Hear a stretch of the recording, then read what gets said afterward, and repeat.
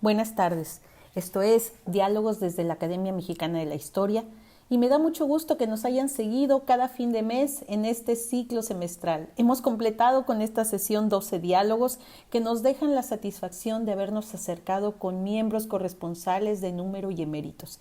El día de hoy queremos preguntarnos, ¿quién es Óscar Macín Gómez?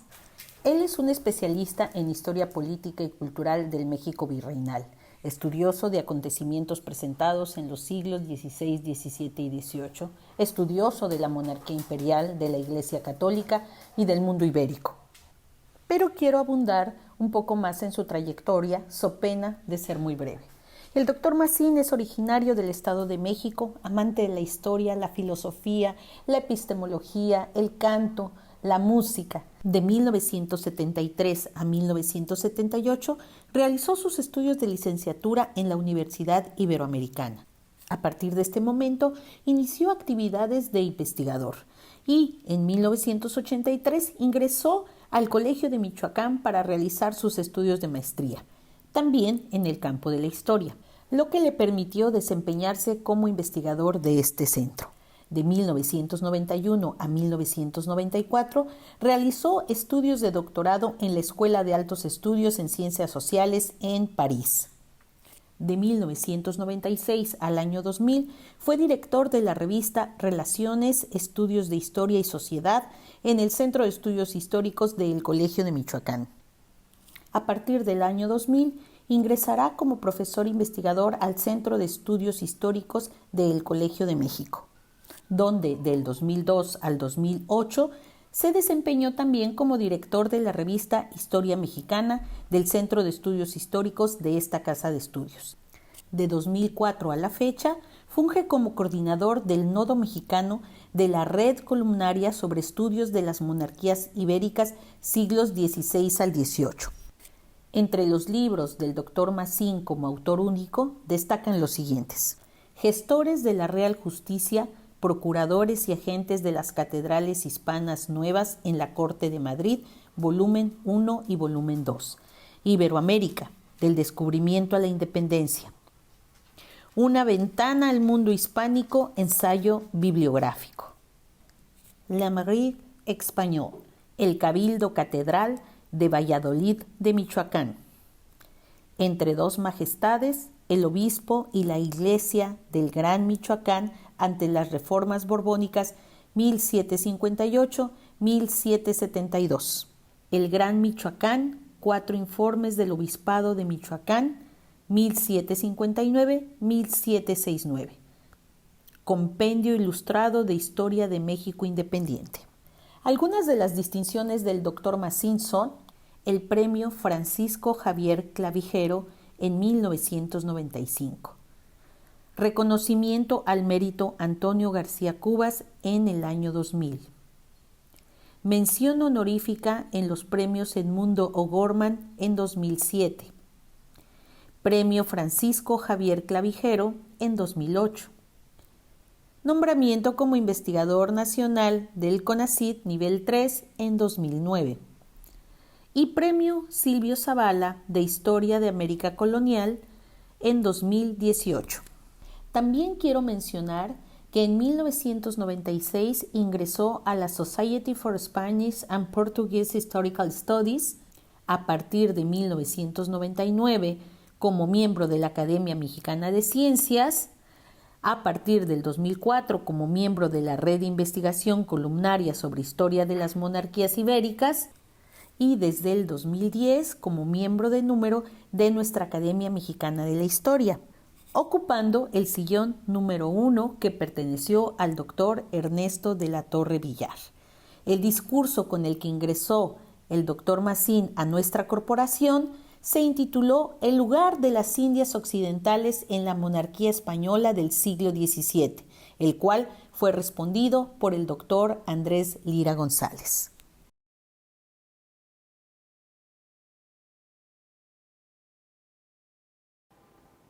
Buenas tardes, bienvenidos a Diálogos desde la Academia Mexicana de la Historia. Como ustedes saben, la Academia Mexicana de la Historia tiene el compromiso de impulsar, desarrollar, fortalecer y difundir los estudios históricos de nuestro país. Este ciclo, como hemos dicho, se suma a las tareas fundacionales de la institución, evocando la memoria de sus integrantes, de las y los miembros de número, de corresponsales en México y el extranjero, así como de historiadoras e historiadores eméritos y honoríficos, quienes compartirán con nosotros enunciados, anécdotas y hallazgos de sus investigaciones históricas. Mi nombre es Araceli Almaraz, investigadora del Colegio de la Frontera Norte y académica por Baja California de nuestra asociación. En esta última sesión del ciclo 2021, enero-junio, tenemos el gran gusto de contar con la presencia del doctor Óscar Macín Gómez, sillón número 1. Bienvenido, doctor. Muchas gracias, Araceli. Estoy encantado de estar con todos ustedes.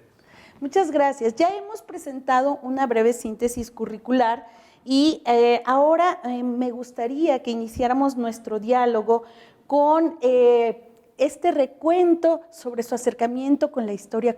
Cuéntenos cómo fue que empezó este gusto por la historia antes de pasar, por supuesto, a la formación que tiene como historiador.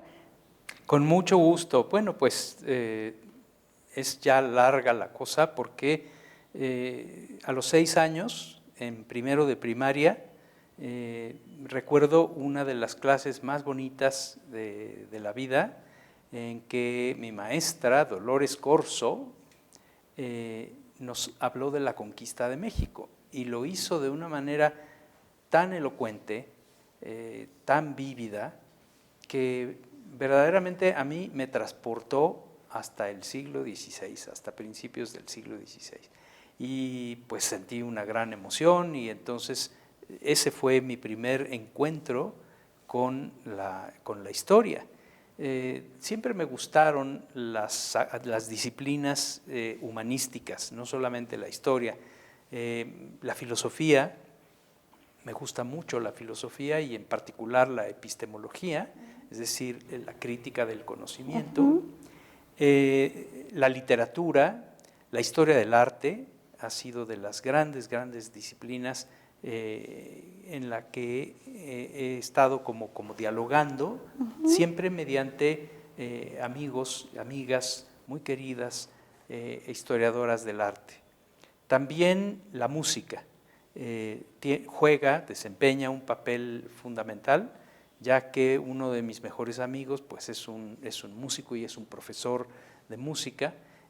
Colegas como el doctor Andrés Lira, por ejemplo, un gran aficionado, pero no solamente eso, sino un gran ejecutor de la guitarra, pues han estado siempre en contacto conmigo, yo con ellos, y eso ha de alguna manera enriquecido mi visión de la historia. Es decir, mi visión de la historia no se puede dar sin la participación de otras disciplinas humanísticas, ¿sí? En este caso. La literatura, la filosofía, la historia del arte, el derecho es importantísimo y desde luego la música, como acabo de decir. Más adelante, cuando llegó el momento de optar y de decidir por qué carrera, ¿verdad?, a qué carrera dedicar mi vida, todo el mundo me dijo que no, que lo de la historia estaba muy bien, pero que lo pensara, que porque no se ganaba la vida con eso, y en fin. Y entonces me aboqué a buscar una carrera que tuviera una parte sustancial humanística, pero otra de técnicas con que ganarse la vida. ¿Y por qué se decidió? Y entonces me decidí, en aquel momento no existía la carrera de comunicación tal cual, se llamaba Ciencias y Técnicas de la Información y solamente la había en la Universidad Iberoamericana. Y entonces fue así que entré a la Universidad Iberoamericana en agosto de 1973, pero al cabo de 2 semestres, aquello me parecía como una prepa gigantesca desde el punto de vista curricular, nos hacían llevar hasta 12 materias por semestre, de tenor humanístico siempre, pero también con algunas técnicas, publicidad, televisión, etcétera, etcétera. De manera que lo único que a mí me seguía apasionando eran las humanidades, y en particular la historia. Así que renuncié a la carrera y hubo la posibilidad de que se me revalidaran las materias que ya había llevado en CTI y pasé pues a Historia en el año 74, me parece. Sí. Y termina ya la carrera en la Universidad Iberoamericana con una tesis que llevó por nombre Compendio Ilustrado de la Historia de México, del México Independiente, y que fue publicada.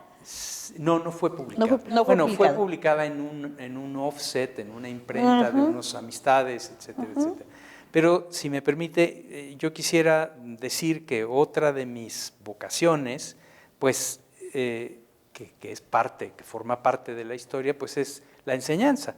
En ese momento, justo cuando me iba yo a recibir, impartía yo clases en la preparatoria del Centro Universitario México, del CUM, la institución de los hermanos maristas en la Colonia del Valle. Y entonces tenía yo 6 grupos de muchachos de preparatoria en los grados 4., 5. y 6. Y uno de esos muchachos, un buen día, durante mi curso de Historia de México Independiente, yo vi que en lugar de tomar nota, como todos sus compañeros, hacía dibujos. Y entonces plasmaba los conceptos principales del curso, los contenidos principales del curso, en la forma de caricaturas muy bien hechas y muy originales. De tal manera que inicié con él un proceso de enseñanza-aprendizaje que nos llevó juntos a pensar en un texto iluminado de caricaturas y contextos, y esa fue mi tesis de licenciatura. Francisco de Paula, este alumno mío, Godínez, estuvo conmigo en el examen y casi lo presentó conmigo. Sí. Qué interesante, porque aquí de alguna manera vuelve a estar presente este interés por, de alguna manera, la parte de la comunicación, del arte gráfico, ¿no? Sí, siempre me ha apasionado la difusión de la historia y la difusión en general del conocimiento. Sí. Y tanto que hace falta a veces transformar estas ideas que sobre todo para los alumnos de nivel elemental o secundaria, que de repente les cuesta tanto trabajo, que dicen, no, a mí no me gusta la historia, y que ponérselos de esta otra manera donde les pueda captar la atención, se requiere tanto, ¿no? Ahora con estas versiones ilustradas que ha hecho el Colegio de México sobre la historia de México, interesantísimo, ¿no? Efectivamente. Bueno, justo antes de pasar a historia, como para probarme a mí mismo que CTI no era lo mío, de todas maneras entré durante unos 8 meses a una radiodifusora, la XCX, y fui reportero radiofónico. ¿Reportero de qué? Reportero de noticias y sobre todo reportero de contenidos culturales.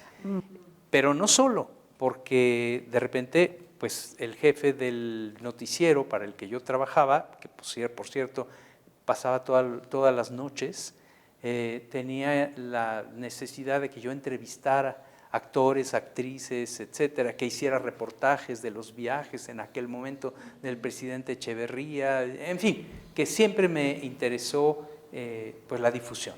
Sí. Así que va a estar ahí presente. Así que estaba recordando esos tiempos ahí en esta radiodifusora que también pues cubren esta parte de la comunicación. Justo antes de dejar esa radiodifusora, lo último que hice allí me marcó para lo que sería mi formación de historiador. Me pusieron a hacer una crónica del año 1974 y la hice viendo todo el Heraldo de México, día por día, los 12 meses, y sentí yo una gran experiencia y una gran emoción de poder desentrañar de allí un esquema histórico, una crónica histórica de ese año, efectivamente. Qué interesante, pero después se va a mover a Michoacán para hacer ya la maestría, ¿no? Sí, efectivamente. Salgo de la Universidad Iberoamericana y entonces mi familia se había trasladado de Cuernavaca, donde vivían mis padres, etcétera, a la zona del centro del país, al Bajío, justamente en León, Guanajuato.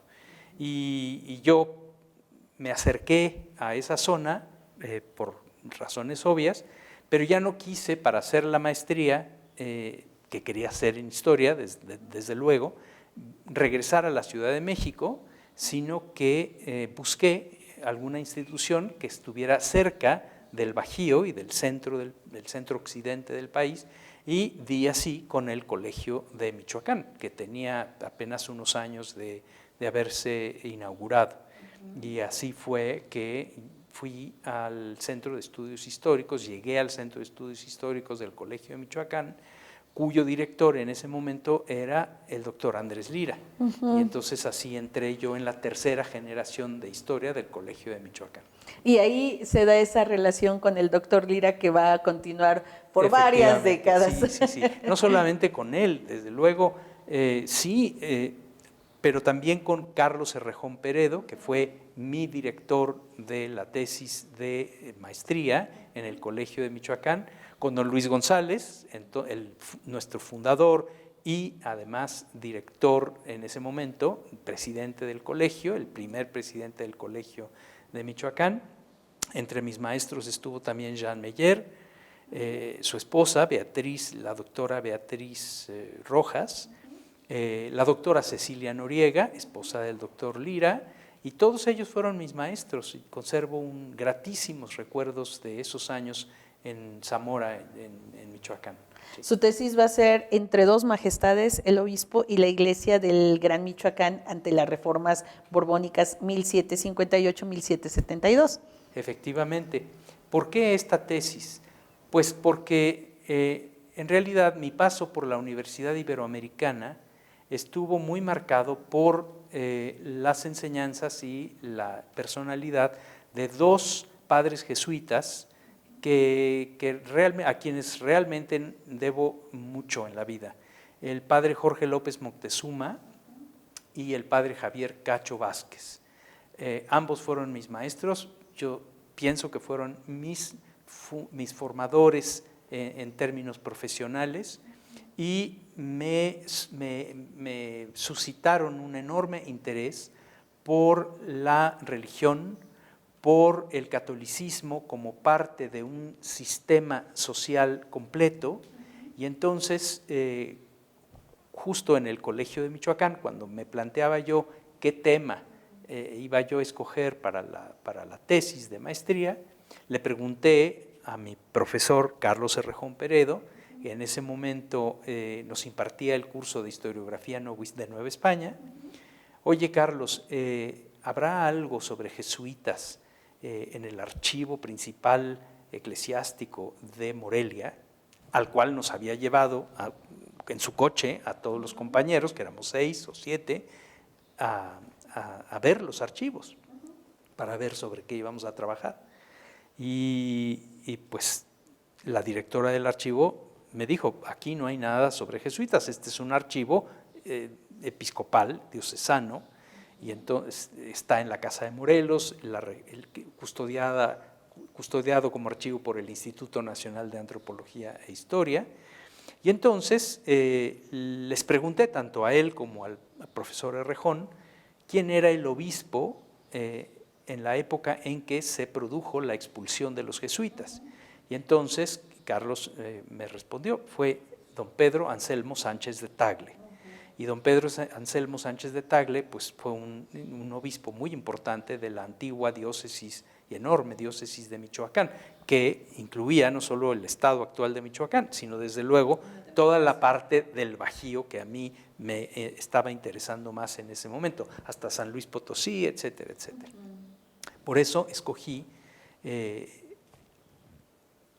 ese personaje, estudiar el personaje y estudiar la gestión del obispo, que abarcó desde 1758 hasta 1772. Fue un encuentro realmente con la persona del obispo, tan cercana que andando el tiempo, como sabía yo que había todavía familiares de apellido Sánchez de Tagle, descendientes de ese obispo, de ese prelado, Entonces di con ellos y hoy son pues amigos muy queridos. Y uno de ellos, Esteban Sánchez de Tagle, que es historiador dedicado a historia de la Ciudad de México, es mi mejor amigo y entonces pues yo siempre he sentido que la historia es un saber profundamente personal, claro, que lo acompaña a uno en la vida. Claro, y me imagino que a partir de esta tesis, pues también se van a abrir muchas problematizaciones, ¿no? Que hay que desarrollar, que no se pueden resolver, pues obviamente con los pocos años que tenemos en una tesis de maestría. No sé si a partir de este momento lo lleve a plantearse ya lo que va a ser el siguiente paso, que es su formación doctoral. Exactamente. Bueno, efectivamente, una de las grandes tomas de conciencia en la tesis de maestría fue la importancia que tienen los eslabones de la historia social, política, cultural, pero en el tiempo más largo, que excede a los de la propia o la única gestión de un obispo, porque claro, los obispos van y vienen, iban y venían, morían en su sede, pero más atrás de eso yo vi la necesidad de eslabonar procesos en un tiempo, repito, más largo. Y entonces caí en cuenta de la presencia para esto, para poder eslabonar procesos de tiempo largo, de lo que se llama el cabildo catedral, es decir, una especie de senado, de cuerpo colegiado de los obispos, en quien recaía cuando los obispos morían o cuando se iban, etcétera, etcétera, eran promovidos a otra sede, etcétera, etcétera. El cabildo, como cuerpo, repito, colegiado, era el que garantizaba no solamente el gobierno diocesano en sede vacante, sino también estaba allí siempre como cuerpo colectivo, como colectividad, de manera que sobre el cabildo recaían precisamente los procesos que a mí me interesaba ver con más extensión temporal y cronológica, ¿verdad? De manera que la edificación de las iglesias catedrales que están ahí y que esa edificación llevó a veces hasta 3 siglos, ¿verdad? Solo se puede entender a través del estudio de un cuerpo como el cabildo catedral. Por eso escogí que mi tesis de doctorado fuera pues ese estudio del cabildo catedral de Valladolid, de Michoacán, entre don Vasco de Quiroga y Miguel Hidalgo, es decir, los siglos XVI, XVII y XVIII. Pero se va usted a estudiar el doctorado a París. ¿Qué le dejan estos años en este otro contexto? Mire, la cuestión de Francia no se debió tanto en principio a Francia misma, sino a la presencia de quien fue mi director de tesis. Me estoy refiriendo al profesor, notable historiador, Jean-Pierre Berthe. El profesor Berthe fue un gran conocedor de Nueva España y de la América hispana en general, en el contexto, por supuesto, del Imperio Español, y en particular conocía mejor los siglos XVI y XVII. Él, como especialista de Nueva España, solía venir a México una vez, al menos cada año, y se acercaba mucho al Colegio de Michoacán porque llevaba amistad con Luis González, con Andrés Lira, con Carlos Errejón, etcétera, etcétera, de manera que su presencia era muy, muy grata. Y en una de las presentaciones de mi tesis de maestría, cuando estaba a punto de terminar, el profesor Berthe, me hizo una serie de críticas, de observaciones muy, muy enriquecedoras, y como me tuve que, por encargo de mis profesores, acompañarlo durante los días, la semana que estuvo allí. Entonces lo llevaba yo a pasear a los pueblos de la meseta tarasca, a La Piedad, etcétera, etcétera, Sí, sí, sí. alrededor de Zamora, la sede del Colegio de Michoacán. Y entonces nos hicimos amigos, nos hicimos buenos amigos, y el profesor Bert me propuso, me dijo: oiga, Oscar, cuando usted tenga lista su investigación, yo le ofrezco podérsela dirigir en París, donde yo vivo. Él era profesor, director de estudios de la Escuela de Altos Estudios en Ciencias Sociales en París, efectivamente. Por eso fue que llegué allá. Bueno, pero qué interesante, porque además siendo un especialista y con este ofrecimiento, inmejorables condiciones, me imagino, ¿no? Absolutamente, no solamente por el lado del profesor Bert, sino del propio Colegio de Michoacán.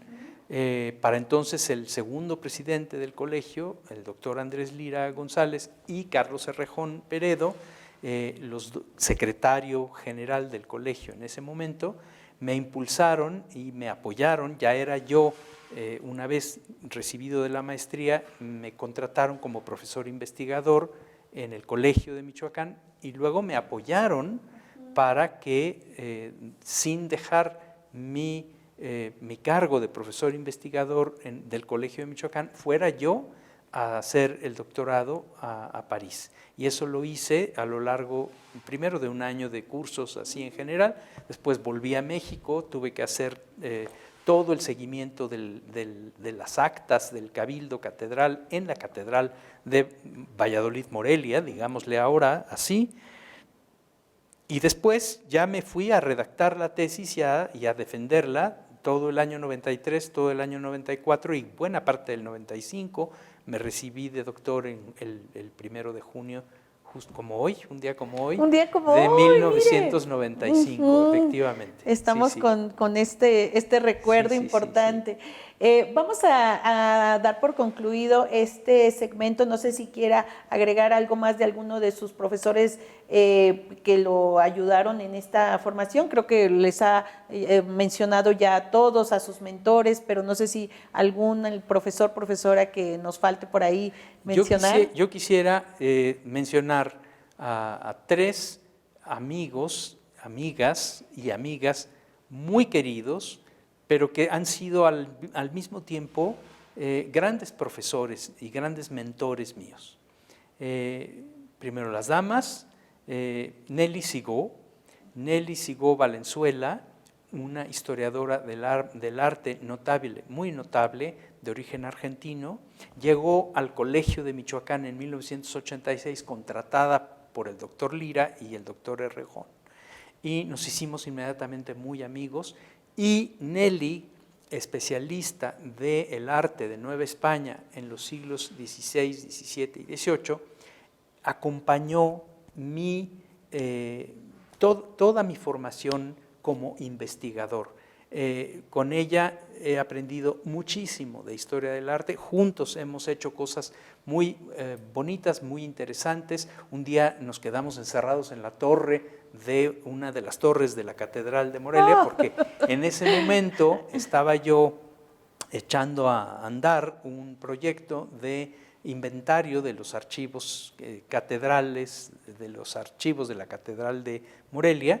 Y entonces a Nelly se le ocurrió la espléndida idea de que hiciéramos juntos un libro colectivo sobre la Catedral de Morelia.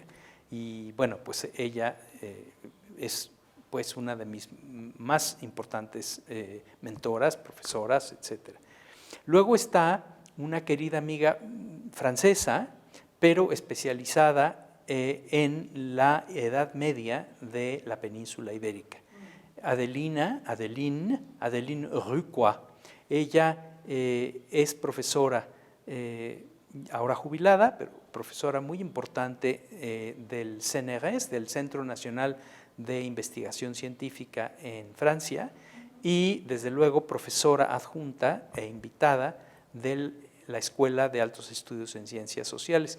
Y Adeline fue mi profesora en el curso aquel de mis clases de doctorado, y ella me ha brindado a lo largo de todos estos años con una enorme capacidad de ver más atrás de los siglos XVI y XVII.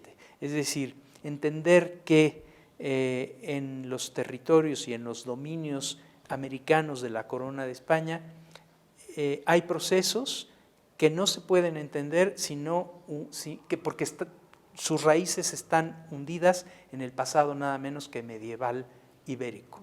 De manera que pues, la presencia de Adelín, a quien traje por lo menos 2 veces en distintos años a impartirnos en el Colegio de Michoacán un curso comprensivo de toda la Edad Media ibérica, pues es otra de mis mentoras verdaderamente.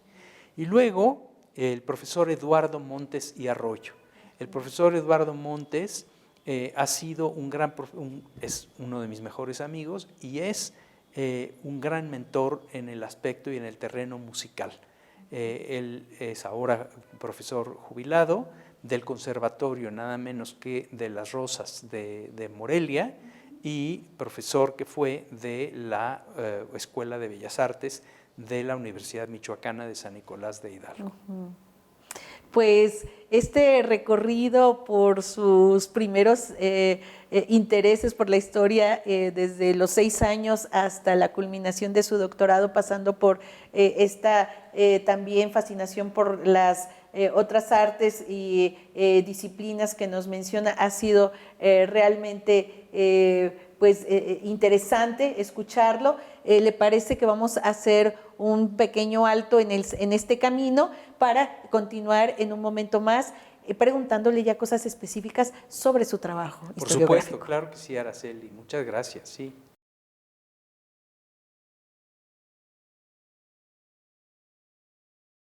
Regresamos a Diálogos desde la Academia Mexicana de la Historia. Estamos dialogando con el doctor Óscar Macín Sillón, número 1, quien además el día de hoy se encuentra de plácemes festejando 26 años de haber obtenido su grado doctoral. Así que estamos contentos por eso, sin proponérnoslo, quedó, ¿verdad? Así es. Sí.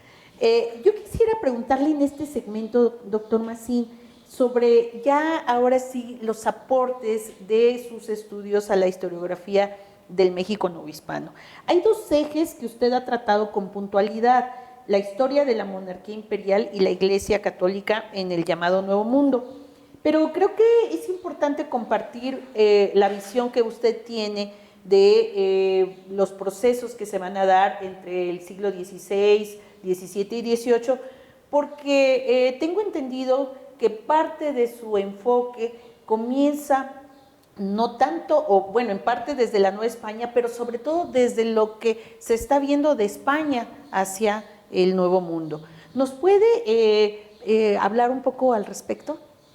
Pues sí, voy a intentarlo porque son procesos como muy empalmados unos con otros. Ya decía yo en la sección anterior que mi idea de la Nueva España empezó, que mi trabajo sobre la Nueva España empezó por el lado de las llamadas instituciones eclesiásticas, sobre todo del clero secular o diocesano, y ubicadas tanto en las catedrales como en los obispos y en los cabildos, especie de senados de los obispos que me llevaron a ver procesos de más larga duración.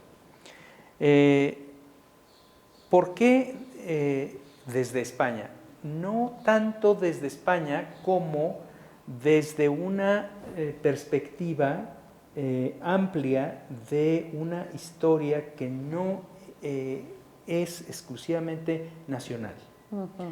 El profesor, el padre Jorge López Moctezuma, en la Universidad Iberoamericana en los años 70, nos impartía cursos de gran calidad de historia universal, de historia de las civilizaciones. Y eso nos llevó a siempre estar muy conscientes de la necesidad de ir más allá de los horizontes de la nación mexicana.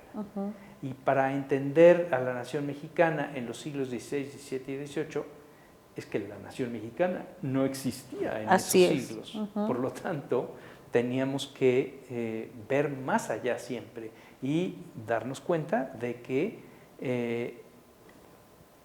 la Nueva España tuvo durante todos esos siglos, por ámbito natural, una entidad de proporciones planetarias mucho más amplia que los posteriores estados nacionales.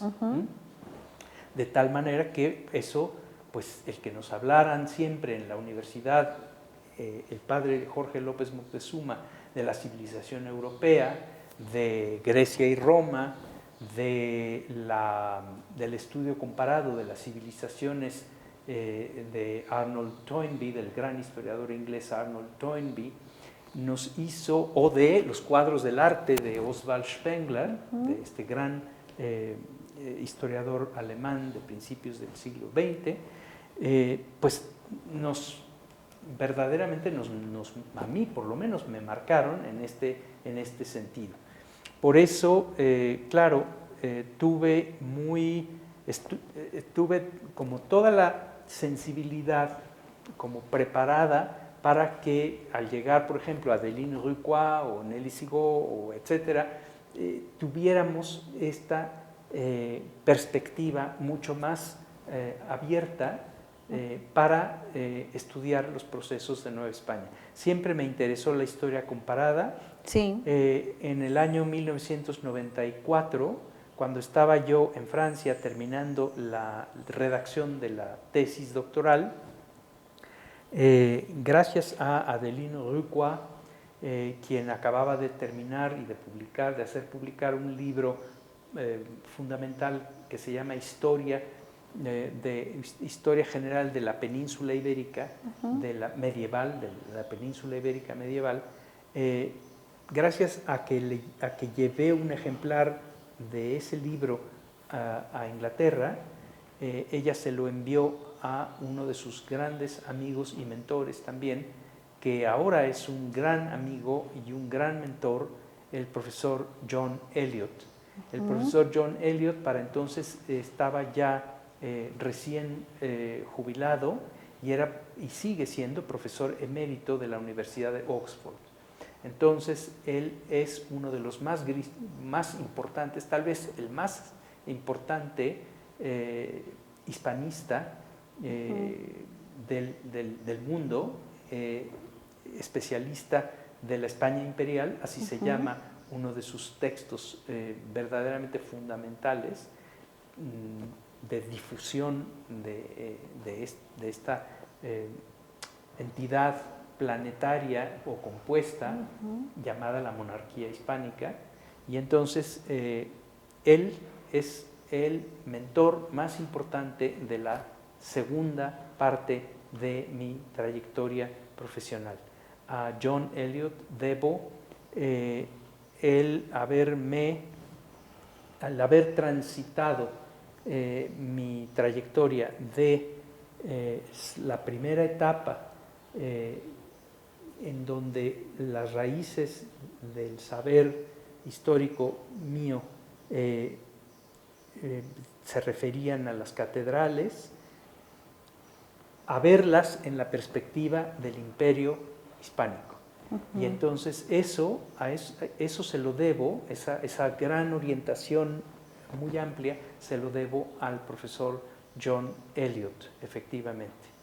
En sus trabajos también destaca dos proyectos que se van a llevar a cabo en la Nueva España en el marco de la evangelización, el de los frailes y el de la iglesia organizada a partir de diócesis, catedrales y diezmos. ¿Nos puede hablar un poquito al respecto? Porque estos proyectos eran en cierto modo, o tuvieron en cierto modo, algunas contraposiciones. Sí, desde luego. Detrás de cada uno de esos proyectos o de esos grupos de eclesiásticos hay nada menos que una concepción diferente del orden social. En el caso del clero secular y diocesano, detrás de ellos está nada menos que la formación de una sociedad hispánica, no española, hispánica, en estas tierras. La población más dinámica en términos de propiedades, de actividades económicas, desde luego fiscalidad, y por eso los diezmos no son solamente un impuesto eclesiástico, sino que son una institución jurídica, fiscal, económica, que nos lleva de la mano para entender los problemas de poblamiento, de construcción y arte de las catedrales, de funcionamiento de esta población que era la más dinámica, aunque fuera minoritaria en relación con los grupos indígenas, por ejemplo, que fueron siempre la mayor parte de la población, pero que condujeron con mucho dinamismo este proceso tan fundamental de ladinización, hispanización, del que surgen después, en el siglo XIX, los estados nacionales, ¿verdad? Entonces, por la vinculación entre los cleros, tanto regular como secular, su vinculación con el orden social en general, por eso escogí hacer siempre el contraste entre unos y otros. En esta búsqueda de entendimiento de estos dos proyectos, ¿encuentra estas pistas que de alguna manera se habían originado con este interés por los jesuitas?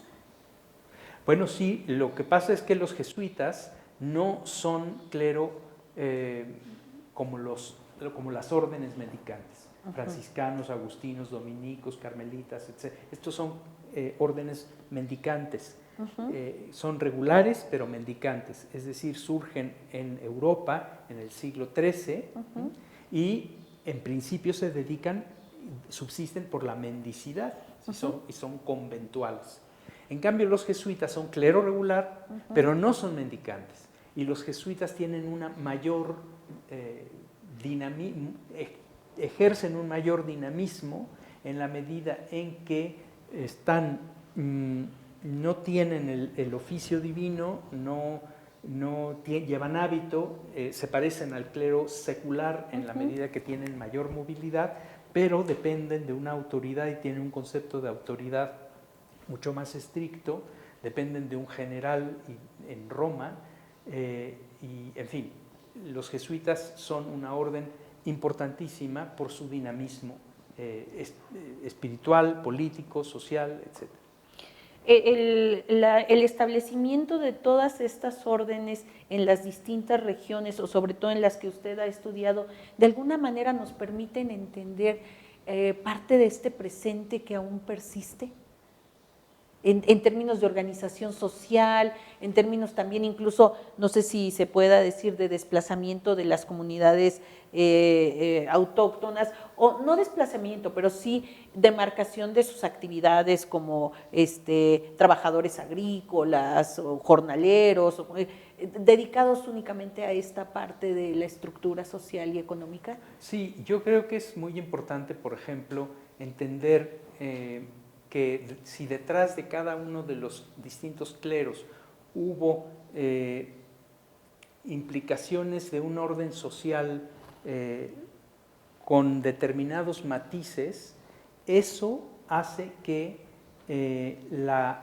el proceso de cristianización de las Indias occidentales, es decir, de lo que hoy es el conjunto de Hispanoamérica y de Iberoamérica, si incluimos el Brasil portugués, se entiende desde luego como un proceso muy que va mucho más allá de lo religioso, que es un proceso económico, es un proceso social, es un proceso político, jurídico básicamente, porque absolutamente todo el dominio de la corona de España, todo él durante los 3 siglos, no tuvo otra justificación, otra fuente de legitimación que la cristianización de los naturales, de los indios. Por eso es importante. ¿Y qué pasa con la vida cotidiana de estos naturales o de estas comunidades? ¿Se trastoca y hasta qué nivel, de acuerdo a sus indagaciones? No son tanto comunidades. Las comunidades, la voz comunidad en esa época se refiere a los bienes materiales de los pueblos de indios. Son los pueblos de indios, no son las comunidades. Entonces estos pueblos de indios están insertos, según la época, en la dinámica de las haciendas, primero de las encomiendas, desde luego, que no tenía que ver con tierras en sí, pero sí con un sistema de trabajo muy importante que tenía que ver, a su vez, o tenía implicaciones de índole religiosa, etcétera, etcétera.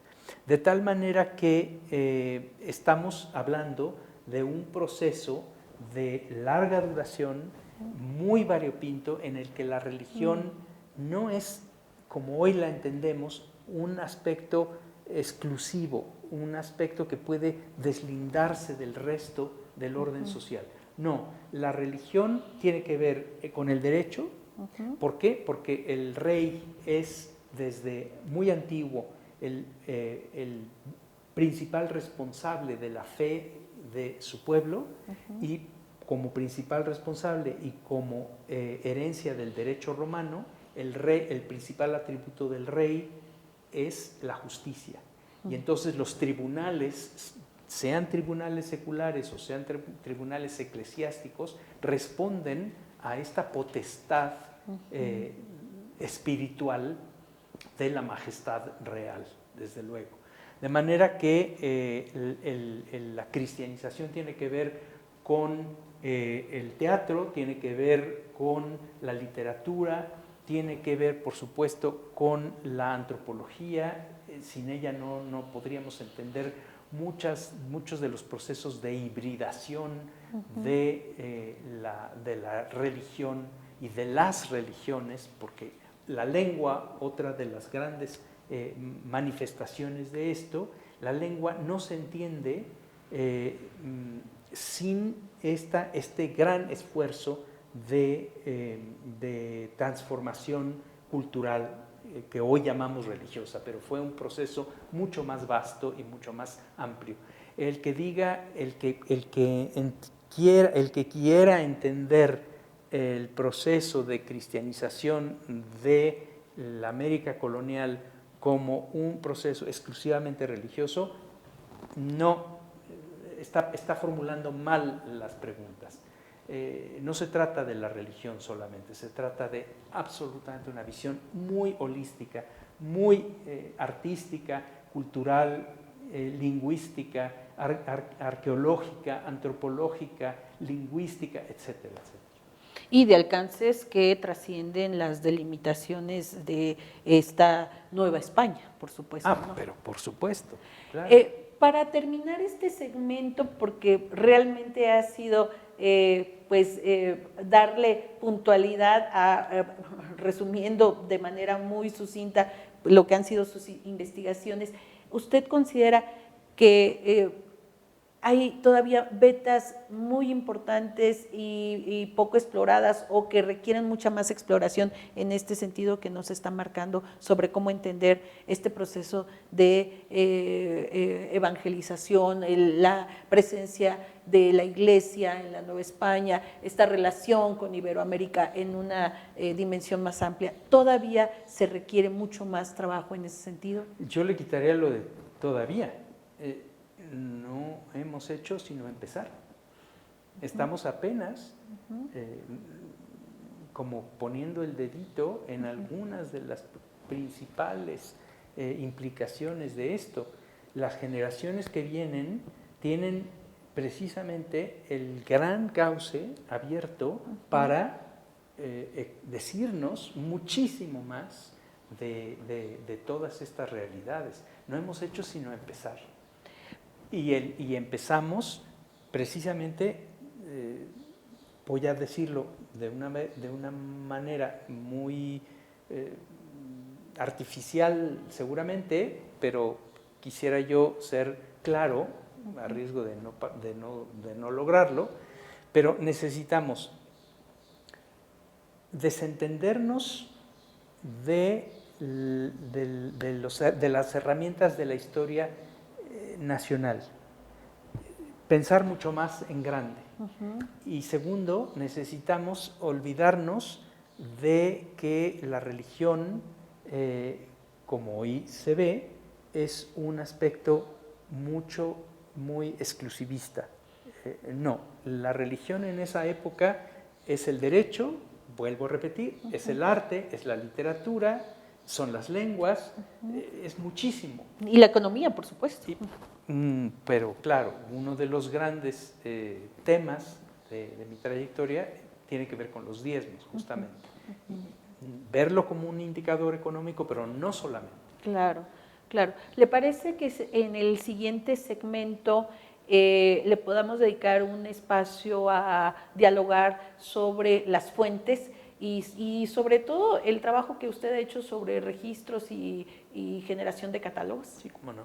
Bueno, vamos a volver en un momento más con el doctor Óscar Macín en Diálogos desde la Academia Mexicana de la Historia.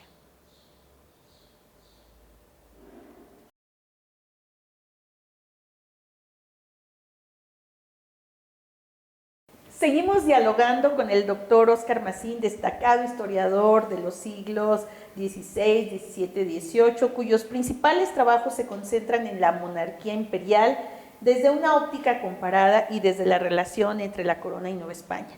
Además de los cursos que ha impartido en México y en otras universidades de Europa, usted ha tenido una importante participación en tareas vitales para los historiadores de su campo y que tienen que ver con las fuentes, tienen que ver con la catalogación y clasificación. Y yo le quisiera preguntar por estos proyectos que además llevan un curso, dijéramos, pausado, porque estos procesos son lentos, hay que encontrar primero el archivo, ver en qué condiciones están, luego pues hacer todo el proceso de catalogación.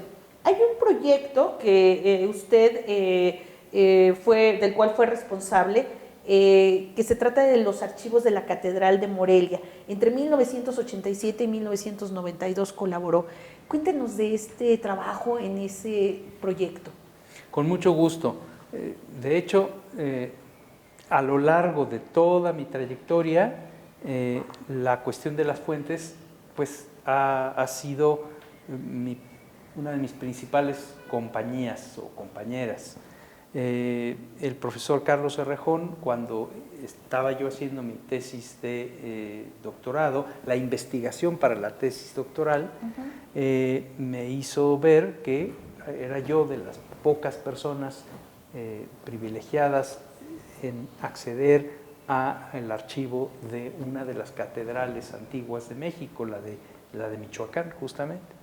Y entonces, en vista de ese acceso, tuvimos la oportunidad de montar por parte del Colegio de Michoacán y en concierto con las autoridades de la propia Catedral de Valladolid, Morelia, un proyecto de inventario, microfilmación, catalogación de los fondos, de los distintos fondos que todavía se conservan en la catedral. Porque en el siglo XIX, y eso sucedió en las demás iglesias, no solamente de México, también de Europa y de América, hubo este problema de confiscación de las fuentes eclesiásticas.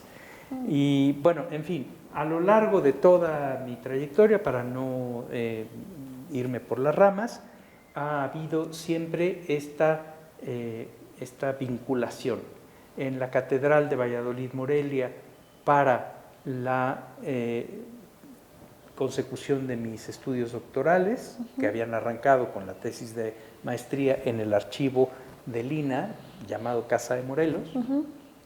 Pero después, en la Ciudad de México, ¿sí? Tuve la oportunidad de acceder a los libros de actas del Cabildo Catedral Metropolitano de México y de interesar al entonces sacristán mayor, un notable historiador del oratorio de San Felipe Neri, el padre Ávila Blancas, Luis Ávila Blancas, en un segundo proyecto que tuvo que ver con el inventario esta vez del archivo de la Catedral de de la Ciudad de México. Sí, ahí fueron 5 años, ¿verdad? Y también. Entonces estuvimos con un equipo, ¿verdad? Del que salieron alumnos, etcétera, etcétera, también haciendo ese tipo de labor. Y justo fue a lo largo o durante estos años de trabajo en el repositorio documental de la Catedral de México que cayeron a mis manos las cartas de aquellos procuradores, es decir, de aquellos eclesiásticos, miembros del Cabildo Catedral Metropolitano de México, que recibían la misión de viajar a la corte del rey, es decir, a Madrid, y desde allí llevar algunos asuntos de interés de su catedral. Eso fue a partir de este proyecto de inventario de los archivos de históricos de la Catedral de México, lo que dio lugar a mi siguiente tema de estudio después de la gestión del obispo para la maestría, la historia del Cabildo Catedral de Valladolid, de Michoacán, para el doctorado. Y ahora mi siguiente estudio se vinculó con la Catedral de México, pero también con la corte del rey. Y entonces me llevó de la mano este proceso de las fuentes, este interés en dar a conocer esas fuentes, en clasificarlas y ponerlas al alcance de la comunidad de historiadores a la monarquía hispánica. Es decir, que se eslabonaban mis intereses y daban lugar a esta nueva vertiente que es la monarquía hispánica, pero la monarquía hispánica, desde mi perspectiva, entendida a partir de un interés que tiene su historia y que tiene un protagonista. Y el protagonista ahora son los procuradores, estos agentes o procuradores que desde la corte del rey miraban los procesos de la historia de las catedrales de todas las Indias, es decir, de toda Hispanoamérica y sus catedrales, etcétera, etcétera. Pero ahora tenía yo, gracias al profesor, a las orientaciones del profesor Elliot, John Elliot, de entender la historia del imperio a partir de las catedrales de Hispanoamérica. Qué interesante, y este actor tan importante en este enlace, ¿no? entre los dos continentes, ¿no? Así es, sí. Hay otro trabajo de catalogación que es del Archivo Histórico de la Catedral de San Cristóbal de las Casas en Chiapas, ese más reciente del 2010. ¿Ahí qué ha encontrado usted? Ahí no hice investigación porque las investigaciones principales las ha hecho mi querido amigo y colega, el doctor Juan Pedro Viqueira Albón. Juan Pedro Viqueira y yo somos colegas del Centro de Estudios Históricos del Colegio de México. Y entonces él es el gran chiapanólogo, pero al mismo tiempo él y yo participamos de uno de los otros proyectos en los que me vi vinculado felizmente y al cual no me he referido sino hasta este segmento. En parte a propósito, porque la parte de la monarquía hispánica, del Imperio Español, así como en mi maestría, en mi doctorado, siempre hubo el sustento de las fuentes y del trabajo en equipo para darlas a conocer en las catedrales de Valladolid, Morelia y la Ciudad de México. Resulta que en 1997-98 yo conocí a el profesor de Murcia, profesor universitario José Javier Ruiz Ibáñez.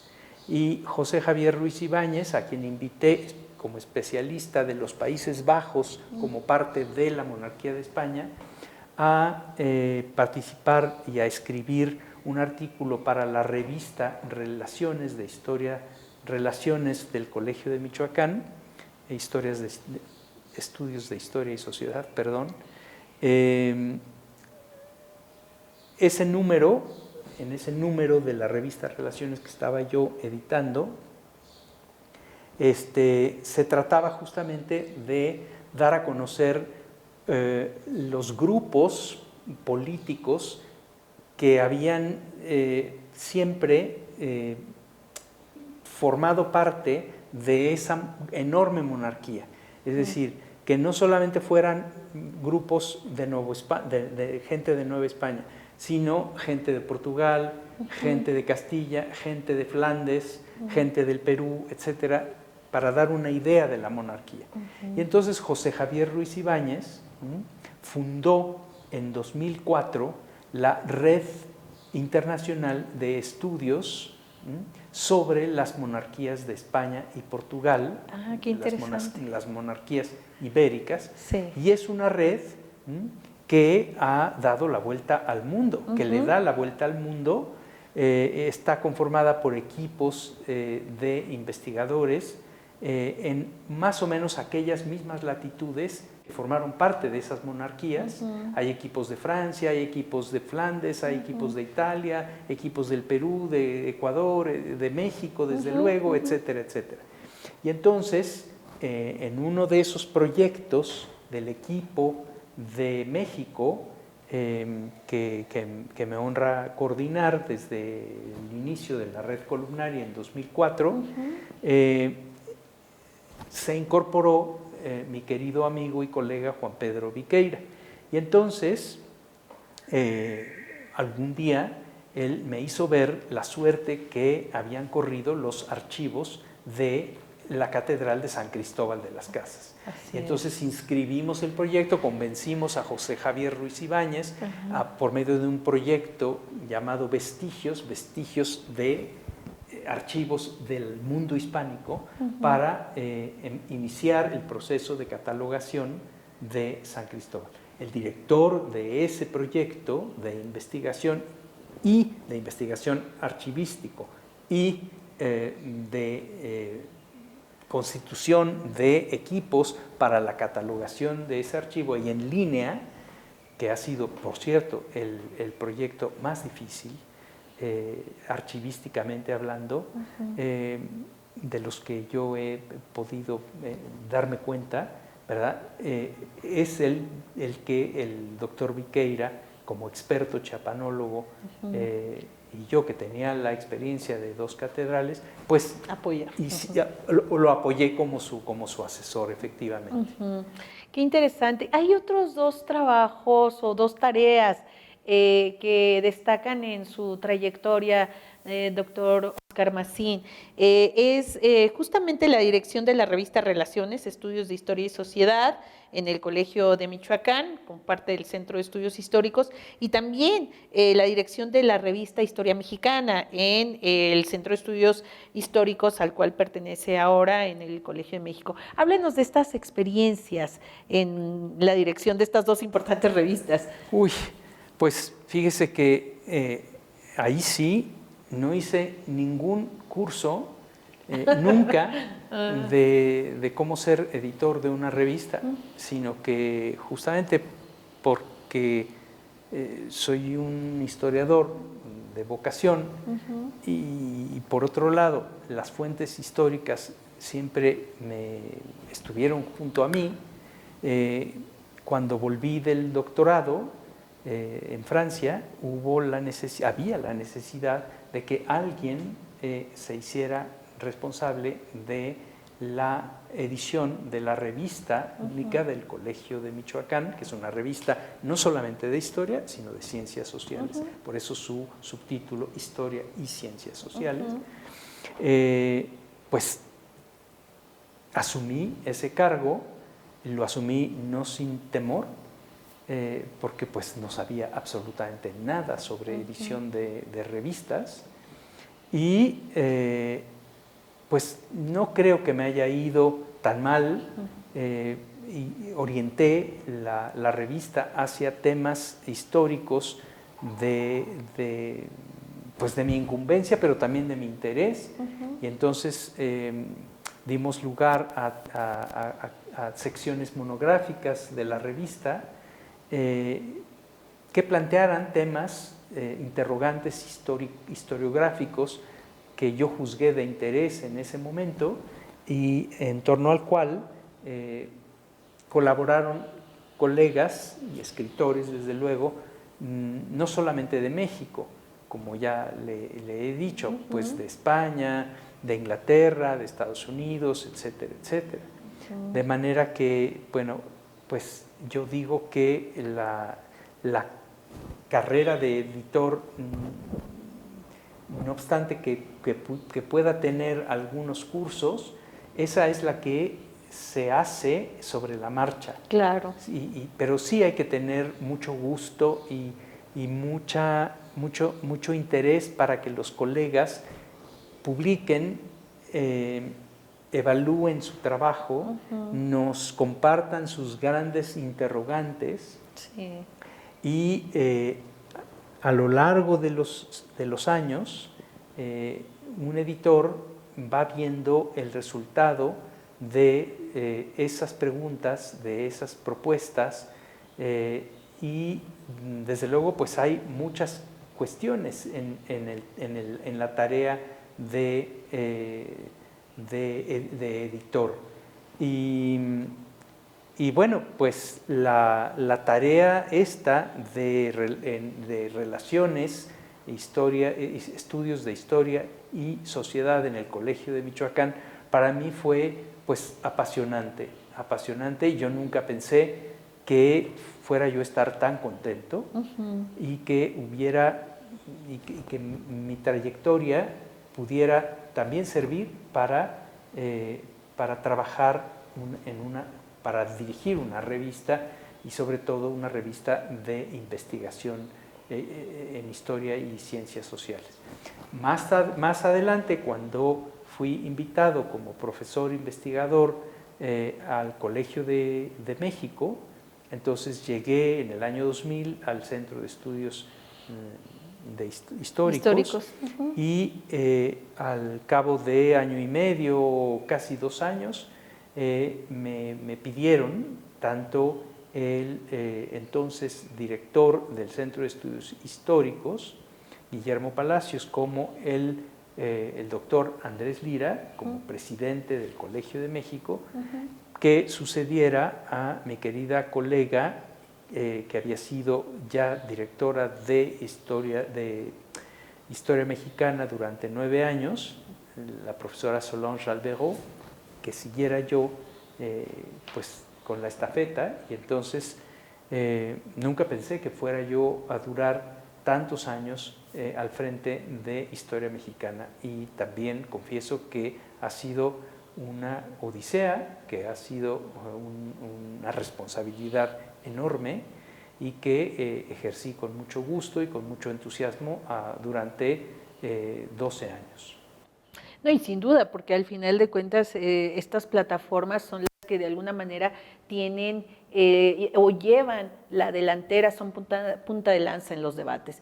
Y estar a cargo de estos debates, pues es refrendar el prestigio de las revistas, ¿no? No solamente desde el punto de vista de los debates y de los contenidos en sí mismo, porque yo tuve a mi cargo la edición de estas 2 revistas en un momento historiográficamente decisivo, cuando pasábamos pues a estas visiones más amplias,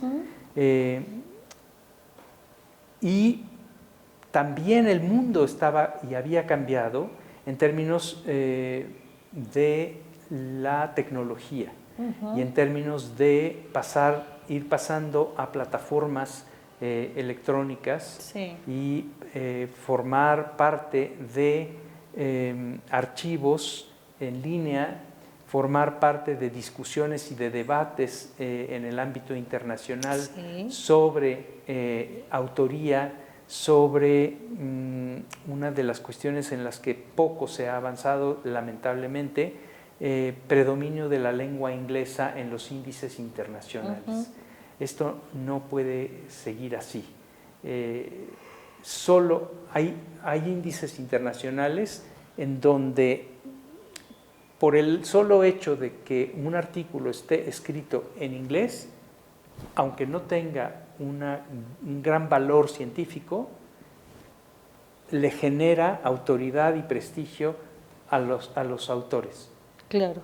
Y las revistas de primera línea, desde el punto de vista académico, por el hecho de estar en español o en portugués, o etcétera, etcétera, no tienen el mismo, la misma presencia en índices internacionales.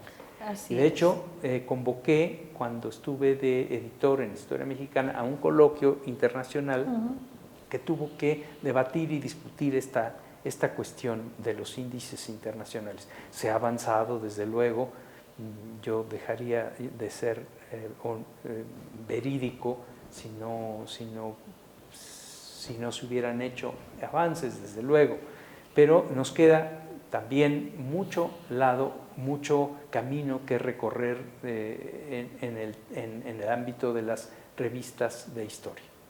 Sí, afortunadamente creo que el hecho de tener revistas con ya una larga data, al menos en el caso de México tenemos varias buenas revistas de larga data, creo que serían las que podrían hacer posible esto. Pero bueno, sin duda hay un tema pendiente, un asunto pendiente. A mí me gustaría terminar esta sección preguntándole sobre sus actuales proyectos, en qué está ahorita el doctor Óscar Macín investigando, algún próximo libro, y bueno, compartirles a quienes nos han estado acompañando todo este diálogo que pueden, sus obras están disponibles en academia.edu para que puedan acceder a los distintos trabajos que el doctor Macín ha publicado. Pero cuéntenos para culminar, insisto, sus proyectos vigentes. Pues básicamente es uno, en fin, siempre hay compromisos menores o compromisos accesorios, tanto editoriales como docentes, pero así como mi carrera como investigador empieza en el estudio biográfico y de la gestión de un obispo, y después transita hacia el estudio de un cuerpo colegiado, Senado de los Obispos, el Cabildo Catedral, y más adelante se vincula a la monarquía, al horizonte de la monarquía hispánica por medio de los procuradores que la Catedral de México enviaba a la corte del rey. Ahora, completamente inmerso en la dinámica de esa monarquía hispánica, desde hace unos 15 años he ido muy poco a poco, porque se imaginará, entre catedrales, revistas, docencia, archivos, etcétera, sí, pues solo así a cuentagotas había podido avanzar. Quiero hacer la biografía, pretendo escribir la biografía de un funcionario muy importante del reinado de Felipe IV de España, reinado que sabemos fue muy extenso, y pues reinó Felipe IV desde 1621 hasta 1665, más de 40 años, y uno de esos funcionarios fue el famoso conde de Castrillo, don García de Avellaneda y Haro. García de Avellaneda y Haro llegó a mi vida, a mi horizonte vital, por medio de la biografía del profesor John Eliot sobre el conde duque de Olivares. Y un día, me llamó poderosamente la atención el personaje, que no se ha estudiado en profundidad. Yo le pregunté al profesor Eliot qué le parece un estudio sobre este personaje. Me dijo, es un estudio que hay que hacer. Sin embargo, hay que hacerlo desde una perspectiva no nacional, es decir, desde una perspectiva de toda la monarquía, porque el personaje pues tuvo muchísimos cargos, fue miembro del Consejo de Castilla, fue presidente del Consejo de Indias durante 20 años, 21 años, fue virrey de Nápoles, fue, etcétera, muchos cargos. Y entonces dice, hay que ver a esta persona, a esta biografía, hay que entenderla en el ámbito natural que fue el suyo, el de la monarquía hispánica, y no solamente abarcar su gestión como presidente de Indias. No obstante, estos años me han mostrado que lo más importante de esa trayectoria de este hombre del rey fue su gestión ante las Indias, es decir, su responsabilidad como gobernante de este cuerpo, el Consejo de Indias. Acuérdense que la monarquía hispánica era tan enorme que tenía que funcionar a base de consejos para cada uno de esos territorios. Y uno de ellos era este gran territorio que llamaban las Indias Occidentales y que hoy es Iberoamérica. De tal manera que, pues ese es mi principal cometido ahora, dar lugar a un estudio biográfico a escala del Imperio Hispánico. Qué interesante. Bueno, yo soy un amante de las biografías y sin duda lo que un personaje nos permite visualizar en términos de procesos es riquísimo y seguramente que lo vamos a estar esperando pues cuando se empiece a publicar, no sé si en partecitas o un libro, me imagino, ¿no? Pues fíjese que hay la necesidad de ir haciendo cosas, así como tuve que meterme a hacer inventarios, a dirigir a equipos en las catedrales de Valladolid, Morelia, de México, etcétera, etcétera, asesorar a mi amigo Juan Pedro y a su equipo en San Cristóbal de las Casas, en Chiapas, etcétera. Aquí, para esto otro, el profesor Ruiz Ibáñez, columnaria, la red columnaria de la que hemos hablado, etcétera, etcétera, es muy importante, porque el profesor Ruiz Ibáñez me invitó hace unos cuantos meses a escribir con él un libro de difusión, de síntesis sobre los imperios ibéricos. Y entonces se llama Los Mundos Ibéricos y está por salir próximamente como una historia mínima en la colección Historias Mínimas del Colegio de México.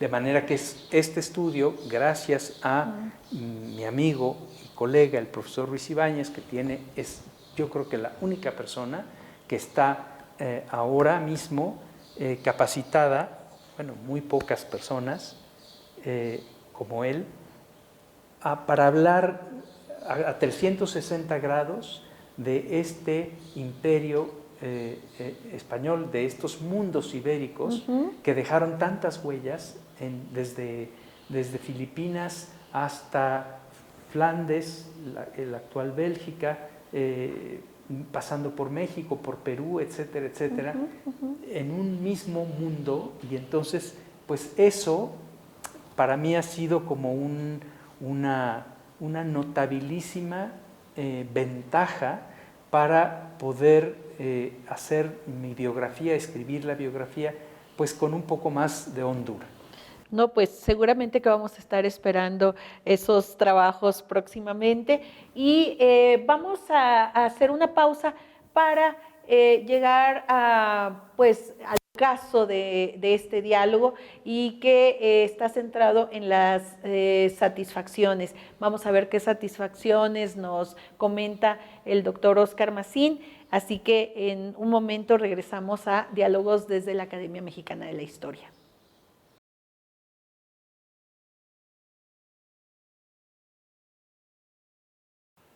Estamos de vuelta en este diálogo con el que culmina este ciclo, este primer ciclo, enero-junio 2021, con el doctor Oscar Macín, sillón número 1 de nuestra corporación. Doctor Macín, estamos prácticamente en el ocaso de este diálogo, del cual me siento agradecida. Nos ha permitido este breve espacio temporal trasladarnos varios siglos atrás, trasladarnos a su propia vida y obra, a sus avances sobre el conocimiento más amplio del mundo hispánico, pero sobre todo iberoamericano. Pero en esta última sección a mí me gustaría preguntarle por sus satisfacciones, las que le vengan a la mente en este momento. Sé que pueden ser muchísimas, una trayectoria pues ya de más de 3 décadas impulsando investigaciones, llevando a cabo proyectos de distinto índole, desde los catálogos hasta la edición de importantes revistas. Díganos algunas satisfacciones que... Pues todo es satisfactorio, todo lo que le he contado me llena de satisfacción. No recuerdo, bueno, tal vez algunas de las cosas que empecé sin haber tenido experiencia previa, como la edición de revistas, es decir, la del Colegio de Michoacán, para empezar en 1996, pues me daban miedo más que satisfacción en un principio, pero siempre terminé muy satisfecho. Tengo que decir que mis estudiantes han sido una fuente de satisfacción a lo largo de todos estos años. Una de mis principales satisfacciones es que mis principales mentores son mis amigos, no solamente desde el punto de vista de lo académico, sino porque son mis compañeros, mis compañeras del ámbito personal, más personal. Otra de las cosas a las que me refería al principio de este diálogo fue la música, y en particular sí tengo que decir que el canto ha sido uno de mis principales acompañantes a lo largo de más de 30 años. Siempre formé parte de coros, empezando por el coro mixto de la escuela preparatoria o high school en Garden City, New York, en una de las experiencias tal vez más bonitas entre mi secundaria y mi preparatoria. Fui estudiante de intercambio, etcétera, etcétera. Luego formé parte del coro y del departamento de música de la Universidad Iberoamericana, gracias a otra de mis grandes mentoras y amigas, y si la menciono hasta el final, no por eso tiene el último lugar en mi vida. Es la maestra Miriam González Urriza, alias Coco. Fue mi profesora de música, fue mi profesora de canto, fue mi profesora de la vida y de francés, desde luego. De manera que después he cantado en distintos coros, en París, por ejemplo, el coro de la iglesia de San Eustaquio.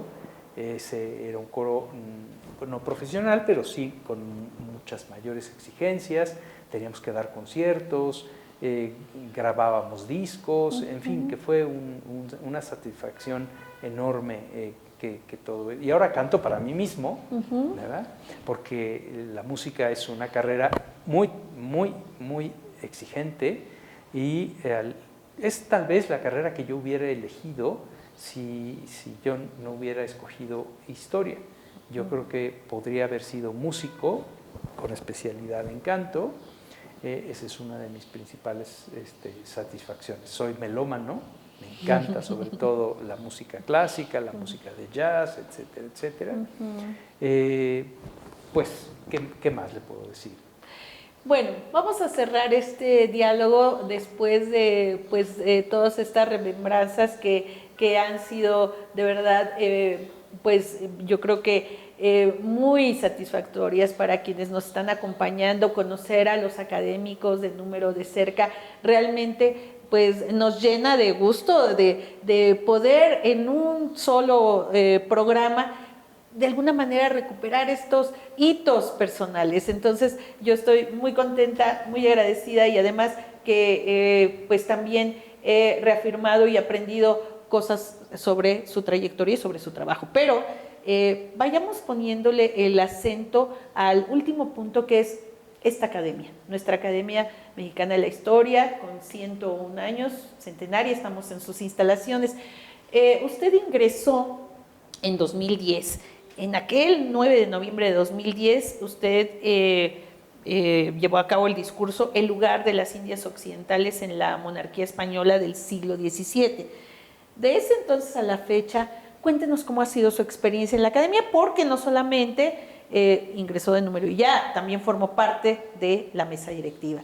Y me imagino que hay enormes retos para una academia de las características de esta. ¿Nos puede hablar al respecto? Sí, cómo no.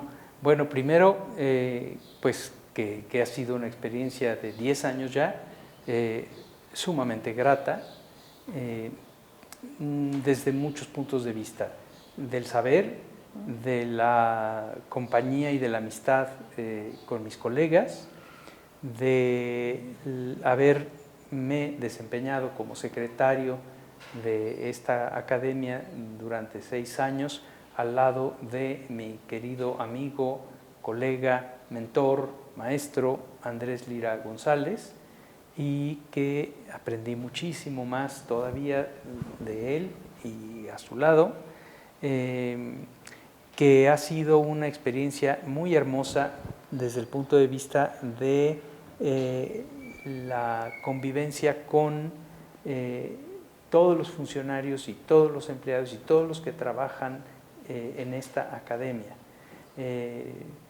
Pues aquí están presentes con nosotros, ¿verdad? Estas chicas, ¿verdad? Yasmín, Alexis, sin olvidar a nuestra querida Roxana, y de manera que ha habido pues como un reconocimiento y una gran satisfacción también de sentir que la academia forma parte de su propio barrio y que ese barrio es el centro histórico de la Ciudad de México. Últimamente, para los festejos del centenario de nuestra academia, se me pidió, y yo lo hice con enorme gusto y satisfacción, hacer una pequeña investigación sobre la historia de la fachada, de la fachada del siglo XVIII, que formó parte de una casa señorial de los condes de Rábago, en la actual calle de Venustiano Carranza, y que se trasladó acá en el año 1953. De manera que pues todo esto ha sido pues una enorme satisfacción, un gusto muy grande, y yo creo que la academia vive hoy un desafío, subsistir haciendo cada vez más difusión de lo que todos tenemos que aportar a la gente común, por medio de conferencias, de ciclos, de otras actividades, conciertos, ¿por qué no?, exposiciones, etcétera, porque justamente nuestro destino depende no solamente de que entre nosotros como académicos nos contemos lo que hacemos, sino que lo pongamos como fruto a disposición de la gente que está hambrienta de saber. Así es. Pues ha sido un gusto, un placer escucharlo, y le damos las gracias por haber aceptado estar en Diálogos desde la Academia Mexicana de la Historia. El que le da las gracias soy yo, Araceli, por esta muy bonita entrevista. Me sentí muy contento. Muchas gracias. Muchas gracias, y muchas gracias a ustedes. Los esperamos pronto. Ya daremos a conocer el cartel del ciclo de la segunda parte del 2021. Y gracias por habernos acompañado estos 6 programas de enero a junio. Nos estamos viendo a partir de julio con otro nuevo ciclo. Muchas gracias.